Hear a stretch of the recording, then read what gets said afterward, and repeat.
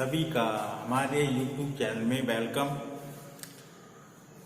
पिछले दिनों हमने कुछ ऊर्जा, गति ऊर्जा और संवेग गति ऊर्जा के बीच संबंध पर कुछ सवालों को हमने किया था। आज फिर उस सवालों को आगे बढ़ाते हुए सॉल्व करते हैं, ठीक है, और हम देखते हैं, ठीक है। तो जल्दी से आप चैनल के साथ जुड़ जाइए और जो लोग पहली बार चैनल को देख रहे हैं वो चैनल को क्या कर दें, सब्सक्राइब कर दें, ठीक है, जिससे उनको भी इस क्लास का आनंद मिल पाए। क्योंकि सब्सक्राइब करने से आपको फायदा लाभ ये है कि जो भी हम आपको वीडियो या क्लास प्रोवाइड कराएंगे उसका नोटिफिकेशन आपके पास पहले पहुंच जाए। इससे समय रहते हुए आप क्लास को अटेंड कर सकते हैं और कुछ सीख सकते हैं, ठीक है। जितने भी सवालों को हम करा रहे हैं सब महत्वपूर्ण सवाल हैं और सब परीक्षाओं में, ठीक है, आने वाले सवाल हैं, ठीक है। तो इसी को श्रृंखला को आगे बढ़ाते हुए हम शुरुआत करते हैं सवाल की, ठीक। कुछ संवेग के आधार पर हमने गति ऊर्जा के आधार पर कुछ सवालों को सॉल्व किया, ठीक। उसी को अब आगे देखते हैं क्या क्या सवाल है। जैसा कि एक सवाल है आपके समक्ष, यदि किसी वस्तु के संवेग में, सवाल ये है, सुनिए और लिखिए सवाल को साथ में, यदि किसी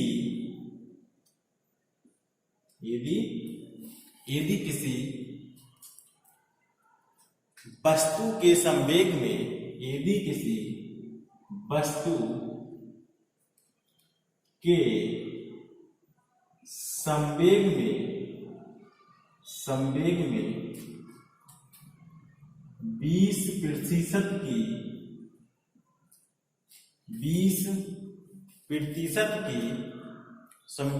वस्तु के संवेग में 20% वृद्धि हो जाए, 20% वृद्धि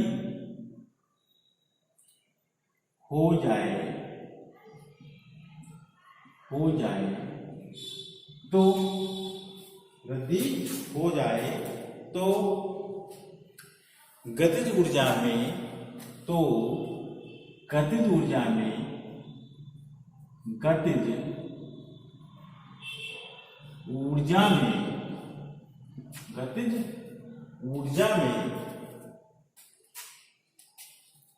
प्रतिशत वृद्धि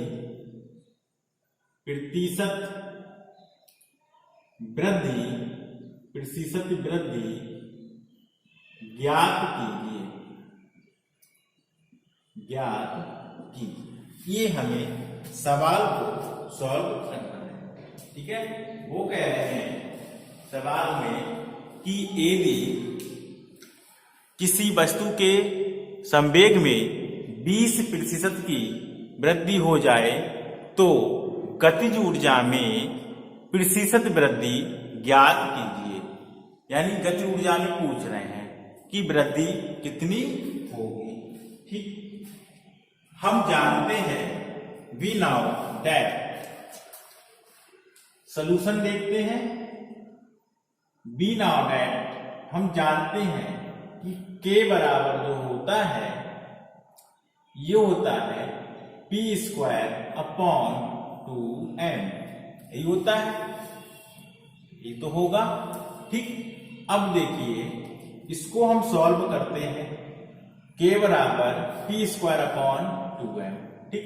अब वो कह रहे हैं यदि किसी वस्तु के संवेग में 20% वृद्धि हो जाए, इसका मतलब पहले संवेग यानी वस्तु के परिवर्तित संवेग कितना हो जाएगा, यानी वस्तु का परिवर्तित संवेग मान ली कितना है, p' है, तो p' का कितना है 20%, यानी 20/100p हो जाएगा। ये तो कह रहे हैं और बराबर आपके जो आ जाएगा ये, तो 100 एकम 100 यानी 100 कितना, 100 कितना हो जाएगा आपका बताओ। ये 0 से 0 हम यहाँ पर काट दें तो ये 10 आएगा, और 10 आएगा तो ये हमारे पास कितना बनेगा, देखो 2 पंजे क्या कर दे 10 कर दे, 2 एकम 2 और 2 पंजे 10 यानी 1/5 पी, तो 5 ये हो जाएंगे, 1 कितना 6 यानी यहाँ पर जो आपका मान आएगा वो 6p अपॉन कितना 5, ये इसका नया संवेग हो जाएगा 6p अपॉन 5। तो वस्तु की परिवर्तित गतिज ऊर्जा कितनी हो जाएगी, तो वस्तु की परिवर्तित गतिज ऊर्जा कितनी हो जाएगी, यानी इसको हम k डैश मान लें तो k डैश बराबर कितना मिलेगा बताओ, p डैश मिलेगा, ये तो मिलेगा p डैश, यानी p डैश स्क्वायर अपॉन किसके 2m के, तो p डैश स्क्वायर की जगह ये रखेंगे तो ये कितना 36 p स्क्वायर अपॉन 25 पूरे का वर्ग करेंगे 25 और इंटू किसके 2m के। अब देखो ये इतना जो मान आपका है वो किसके बराबर है, k के, इसका मतलब k डैश बराबर जो हमारे मिलेगा वो 36/25 किसके k के। ये नई गतिज ऊर्जा मिल गया।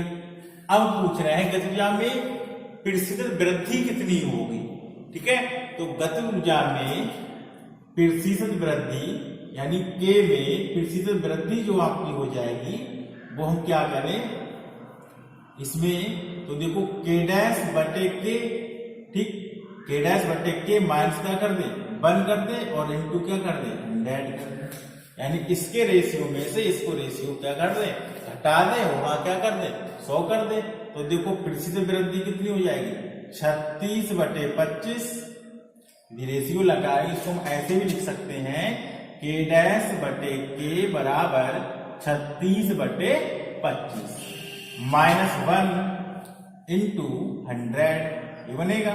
इसको सॉल्व करेंगे तो 36 में से 25 को घटा दो, कितना बचेगा 5 में से 6 गया, कितना रह जाएगा 1 बचेगा, यानी 11 और बटे कितना 25 और गुणा कितना 100, 25 एकम 25 और 25 चौका 100 यानी 11 चौक 44%, यानी इसमें जो वृद्धि हो जाएगी वो कितनी हो जाएगी 44% की हो जाएगी, वृद्धि हो जाएगी, कितने प्रतिशत की 44% की वृद्धि हो जाएगी, ठीक है, इतना नोट करिए, समझते हैं, समझ में आ गया होगा, ठीक है। और इसी को आधार को लेकर एक सवाल हम आपको और भी बताते हैं, ठीक, तो पहले इसको आप समझ लें और फिर यहाँ पर नया सवाल हम करेंगे, ठीक है, तो क्लियर हो गया होगा। अब देखिए आगे दूसरा सवाल इसी से संबंधित सवाल है, उसको नोट करें।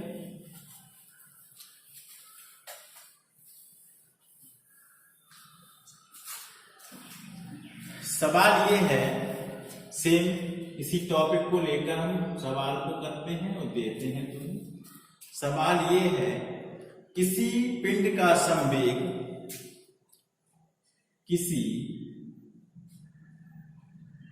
पिंड का संवेग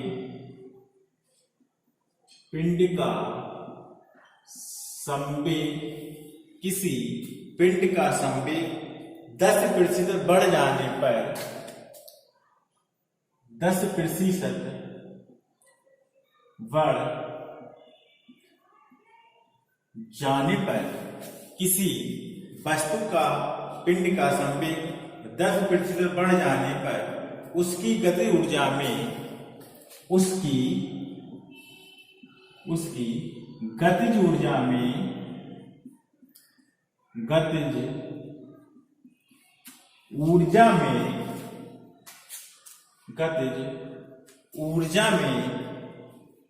ठीक है, उसकी गतिज ऊर्जा कितने प्रतिशत, उसकी गतिज ऊर्जा कितने प्रतिशत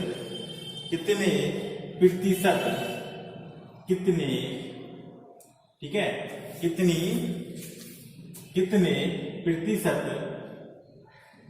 प्रतिशत बढ़ जाएगी, बढ़ जाएगी। ये आपके सामने सवाल है।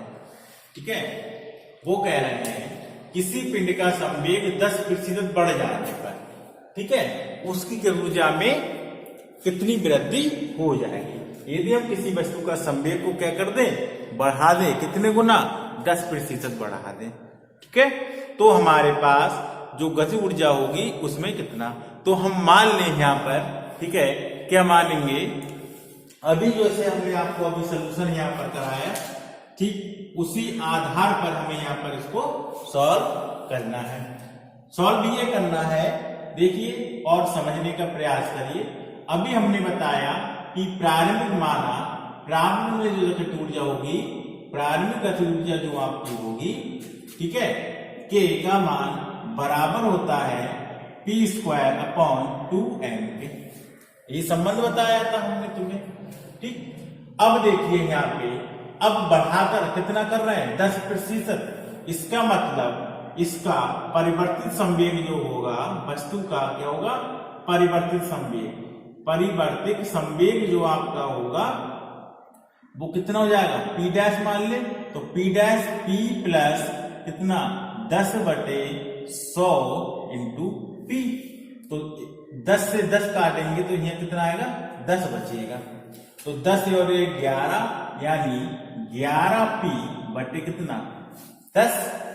अब संवेग कितना हुआ, तो अब गति ऊर्जा में मान रख दीजिए, तो गति ऊर्जा कितनी हो जाएगी, यानी परिवर्तित गति ऊर्जा कितनी होगी, परिवर्तित गतिज ऊर्जा कितनी हो जाएगी, गतिज ऊर्जा।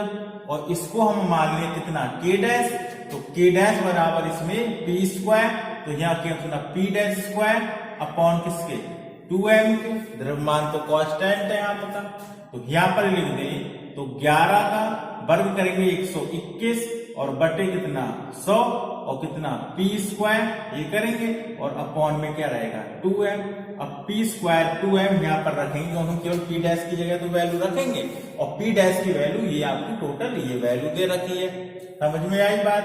ये किसके बराबर हो जाएगा k के, तो यहाँ पर k' बराबर होगा 121 बटे 100 इंटू किसके k के। इसको ऐसे लिख लें k' बटे k बराबर 121 बटे 100। अब ये हमारे पास k' अपॉन k का मान मिल गया। अब फार्मूले में आपको पता है प्रतिशत वृद्धि बराबर जो होगा वो हमारे पास यहाँ पर k माना है, तो ये बार बार निकल के आ रही है, हम इसको डिनोट करते हैं। तो k' upon k minus 1 into क्या कर दें 100। तो प्रतिशत वृद्धि करेंगे तो k' का मान पूरा लिख दिए 121 और बटे कितना 100, 121 बटे 100 माइनस कितना 1 और इंटू क्या करेंगे 100। तो प्रतिशत यहाँ पर करेंगे तो यहाँ पर कितना बचेगा 121 माइनस 100 और बटे कितना 100 और गुणा कितना कर देंगे 100। तो यहाँ प्रतिशत में निकालेंगे तो यहाँ कितना बचेगा आपका 21 बचेगा, नीचे कितना 100 बचेगा और यहाँ 100 से 100 कैंसिल बचेंगे तो कितना आएगा इसके प्रतिशत, यानी कितना आएगा 21। यानी आपका जो गति ऊर्जा नहीं होगी वो कितनी हो जाएगी 21% हो जाएगी। यही हमें क्या करना था, इसमें निकालना। क्लियर हुआ, ठीक है, क्लियर हो गया। अब तो इसके दो सवाल हमने आपको बता दिए। ठीक, पहला जैसा कि हमने इससे पहले जो सवाल बताया सेम उसी आधार पर आपका ये दूसरा सवाल है। क्लियर। अब देखते हैं अगला सवाल। ठीक, कैसे करेंगे, इसको नोट कर लिया होगा सभी ने, इसको नोट करिए।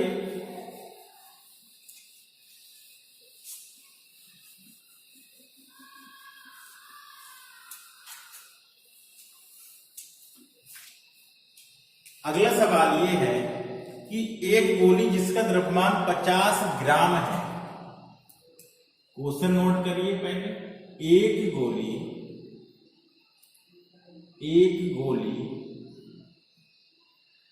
एक क्या है, एक गोली है, ठीक, जिसका द्रव्यमान जिसका द्रव्यमान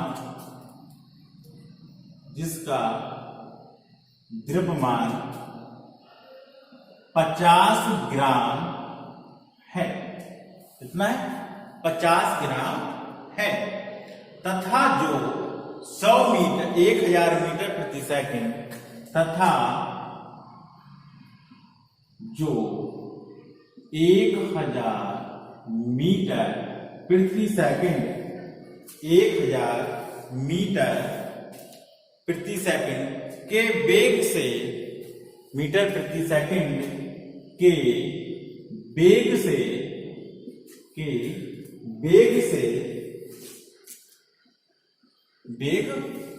से क्या है? वेग से चल रही है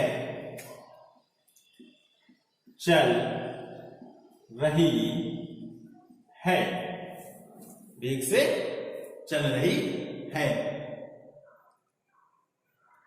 एक लक्ष्य से टकराती है। एक लक्ष्य से टकराती है। एक लक्ष्य से टकराती है। ठीक है, क्या करती है? एक लक्ष्य से क्या करती है? टकराती है। एक लक्ष्य से टकराती है। ठीक है, क्या करती है? टकराती है। लक्ष्य को भेदने पर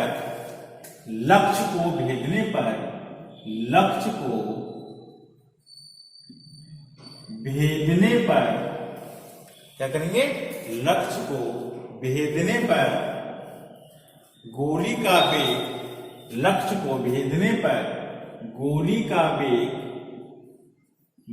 का वेग किसका? गोली का वेग। ठीक है, गोली का वेग 600 मीटर प्रति सेकंड रह जाता है। गोली का वेग 600 मीटर प्रति सेकंड रह जाता है। ठीक है, लक्ष्य को भेदने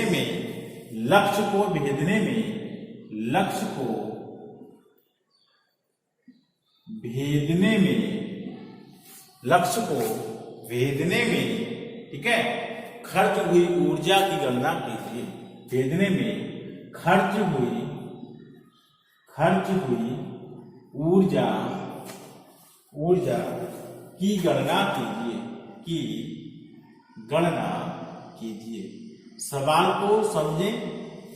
सवाल ये है कि एक गोली है जिसका द्रव्यमान दिया है 50 ग्राम, यानी हमें यहाँ पर जो m का मान दिया है, m बराबर ये है 50 ग्राम, और इसी को हम लिख सकते हैं 50/1000 ग्राम। 0 से 0 काट दें और इसको हम लिख सकते हैं कितना? 0 और 5। ये कितना किलोग्राम आ जाएगा। वेग v1 कितना दिया है? v1 वेग पहले जो 1000 मीटर प्रति सेकंड के वेग से चल रही है, यानी कितना है? 10 की पावर 1000 मीटर प्रति सेकंड, इसी को लिख सकते हैं 10 की पावर 3 मीटर प्रति सेकंड के वेग से चल रही है और एक लक्ष्य से टकराती है। टकराने में उसकी ऊर्जा खर्च हुई होगी। हम मान लें कि पहले उसकी जो गति ऊर्जा थी, पहले गति ऊर्जा जो आपकी ठीक है, गतिज ऊर्जा K1 मान लें, और K1 बराबर कितना हो जाएगा? 1/2 mv²। यही होता है सूत्र आपका। तो K1 बराबर 1/2 m की जगह ये मान होगी 0.05 इंटू 10 की पावर 3 का स्क्वायर करेंगे। ठीक है, तो इसको इससे भाग देंगे। ठीक है, तो दशमलव चाहे हटा दो यहाँ पर, तो इसको सॉल्व कर लीजिए पहले। तो ये हो जाएगा 0.05 इंटू अपॉन 2 इंटू कितना? 10 की पावर 6। यहाँ पर एक पावर कम कर दो, तो 0.05 इंटू यहाँ 10 की पावर कितना? 10, और गुणा में कितना? 10 की पावर कितनी कर दें? 5, और बटे कितना? 2, 2 पंजे 10, पचम 25, जब पचम 25 करेंगे, पचम 25 और गुणा 10 की पावर कितनी 5, दशमलव कितने के बाद 2 के, तो 2 के बाद दशमलव लगा देंगे, यानी 0.5 इंटू 10 की पावर 5, यही आएगी ना आपकी 0.5। या दशमलव यहाँ पर हम हटा दें तो दशमलव कम हो जाएंगे, तो ये कितनी रही 10 की पावर 3, दशमलव यहाँ से हटा दें हम तो हमारे पास यहाँ 10 की पावर कितनी बचेगी 3 बचेगी, 2 कम हो जाएगी 3 बचेगी, तो यहाँ भी 10 की पावर कितनी 3, तो इसी को हम क्या लिखते हैं 25,000 लिख सकते हैं, यानी इसी का मान कितना लिखेंगे 25,000 जूल, इसमें K1 का मान आ जाएगा। अब क्या कह रहे हैं, लक्ष्य को भेदने का गोली का वेग कितना रह जाता है 600, पहले कितना था 1000 और कितना बचा 600 रह जाता है, 400 खर्च हो गया, इसका मतलब कितना बचा 600। तो हम मान लें, माना बाद में गतिज ऊर्जा कितनी खर्च हुई होगी, गतिज ऊर्जा K2 बराबर 1/2 m, यहाँ V1 स्क्वायर, ठीक है, और यहाँ क्या V2 स्क्वायर। इसको जब यहाँ सॉल्व करेंगे हम तो K2 का मान कितना आएगा, K2 बराबर 1/2 m का मान यहाँ पर हम कितना रखते हैं बताओ 0.05 और इंटू यहाँ कितना रखेंगे बताओ कितना 600 का स्क्वायर, इसको भाग दे दें यहाँ पर हम, तो 1/2 गुणा 0.05 इंटू कितना 36,000 यानी 3,60,000, इसको इससे भाग मानी दे दें तो इसको हम ऐसे भी लिख दें, ठीक है, अपॉन ही आएगा, इसको कर दें तो 0.05 इंटू ये पावर यहाँ दशमलव हटा दें, दशमलव यहाँ से हटा दें तो नीचे कितने 2 0 क्या हो जाएंगे कम हो जाएंगे, इसको हम ऐसे लिख दें 5 गुणा 36 360 गुणा कितना 10 और बटे कितना 2, 2 पंजे 10, पचम 25 गुणा कितना 36 गुणा करेंगे 360 गुणा कितना आएगा 900, कितना 900, तो K2 का मान कितना आएगा 900। अब कह रहे हैं लक्ष्य को भेदने में खर्च हुई ऊर्जा, तो पहले ऊर्जा दूसरी, तो दूसरी ऊर्जा में से पहली ऊर्जा क्या कर दें हटा दें, यानी तो खर्च पूरी ऊर्जा कितने नहीं खर्च K2 माइनस K1, तो K2 कितना है 900 और K1 कितना 25,000, कितना 25,000, उसमें से इसको घटाएंगे तो कितना बचेगा तुम्हारा लगभग 16,000 के आसपास बचेगा, 16, ठीक है, 16 9 कितना 25 हो जाएगा, तो 16,000 यहाँ पर क्या होगा बच जाएगा तुम्हारा, ठीक है, देखो 16,000 प्लस 9,900, 16,000 प्लस 900 नहीं 1600 बचेगा ना यहाँ 25, ये देखो कहीं गलती तो नहीं है, इस वाली में देखो 10 की पावर 3 और 3 में 2 5 यानी 2 यानी 25,000, तो पावर 3 1 0 900 25 छक्का 150 यानी 9,000 आएगा ना यहाँ पर, 9,000 आएगा, सॉरी 9,000 आएगा, तो अब यहाँ पर बचे कितना 16,000, माइनस में बचेंगे कितने माइनस में, तो माइनस का इसको 1.6 10 की पावर कितने लिख दें 4, 1 2 3 1 2 4, इतना जूल क्या हो जाएगी ऊर्जा खर्च हो जाएगी, यानी खर्च ऊर्जा कितनी हो जाएगी आपकी माइनस का 1.6 क्या लिखेंगे माइनस का 1.6 10 की पावर 4 जूल ऊर्जा क्या हो जाएगी खर्च हो जाएगी खर्च हो जाएगी, यही हमें क्या करना था यहाँ पर निकालना था। क्लियर हुआ होगा सवाल, समझते हैं, तीनों सवाल आपके समझ में आए होंगे, इसको आप नोट कर लीजिए, और यदि कोई भी प्रॉब्लम हो इसमें तो आप हमें बताइए कि हमें इसमें इस सवाल को ये प्रॉब्लम आ रही है, ठीक है, या ये प्रॉब्लम क्या है हमें है, बात समझ में आई इतनी, ठीक, बहुत ही आसान सवाल है, ठीक है, क्योंकि वो ये कह रहा है 50 ग्राम की गोली है और पहले 1000 मीटर प्रति सेकंड के वेग से चल रही है, यानी तो पहले इस ऊर्जा को निकालेंगे 1000 से, फिर क्या करती है भेदने पर गोली का वेग घट जाता, कितना हो जाता, 600 मीटर रह जाता। तो 600 पे जो ऊर्जा खर्च हुई होगी वो निकालेंगे, दोनों में से घटा देंगे तो आपकी क्या आएगी, कुल ऊर्जा निकल आएगी। खर्च ऊर्जा कितनी होगी, खर्च ऊर्जा क्या कर दी, खर्च ऊर्जा यहाँ पर हम ज्ञात कर लेंगे। क्लियर हुआ? ठीक, तो आज इतना ही। ठीक, सवाल समझते हैं, आप लोगों को समझ में आए होंगे। अब हम मिलते हैं नेक्स्ट डे और नए सवालों के साथ में। आप लोगों का अंत तक बने रहने के लिए बहुत बहुत धन्यवाद। ठीक है, ओके, टेक केयर।